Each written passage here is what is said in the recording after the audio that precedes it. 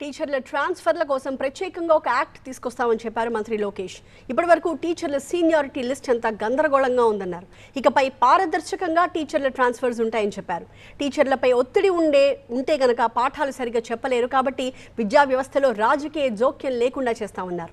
1 class 1 teacher విధానాన్ని అమలు చేస్తామన్నారు లోకేష్. ఆంధ్ర రాష్ట్ర చరిత్రలో మొదటిసారి టీచర్ సీనియారిటీ లిస్ట్ మేము ఫిక్స్ చేయబోతున్నాం అధ్యక్ష. జనరల్గా సీనియారిటీ లిస్టులో ఎంత గందరగోళం అవుతాయో అందరు తెలుసు అధ్యక్ష. ఈసారి సీనియారిటీ లిస్ట్ మేము పబ్లిక్లీ డిక్లేరింగ్. ఉపాధ్యాయులు డైరెక్ట్గా వాళ్ళ సీనియారిటీ లిస్ట్ చూసుకోవచ్చు. సీనియారిటీ లిస్టులో తప్పులు ఏమైనా ఉంటే ఇమీడియట్గా డిఓ గారి దగ్గరికి వెళ్ళి కరెక్ట్ చేయించుకోవచ్చు.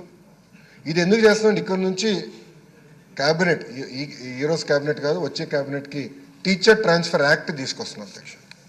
అంటే టీచర్ ట్రాన్స్ఫర్స్ కూడా పాయింట్ సిస్టమ్ చాలా ట్రాన్స్పరెంట్గా ఉపాధ్యాయులకు అర్థమయ్యే విధంగా వాళ్ళు అసలు సీనియారిటీలు ఎక్కడ ఉన్నారు. ఏ రాజు, ఎవరా అమ్మాయి? ఇది మ్యారేజ్ ఇన్విటేషన్ కాదు, నేను కొత్త బిజినెస్ స్టార్ట్ చేస్తున్నాను. కానీ ఎలా? బాస్ వాలా. బాస్ వాలా, బీ ద బాస్. ఓ రాబోయే సంవత్సరాలు నేను ఎక్కడికి వెళ్ళొచ్చు మాకు చాలా క్లారిటీ ఉంటుంది. ఇవన్నీ ఎందుకు చేస్తున్నాం అంటే అధ్యక్ష, ఉపాధ్యాయులు కూడా మొత్తం విద్యా వ్యవస్థలో కీలకమైన పాత్ర వహిస్తారు.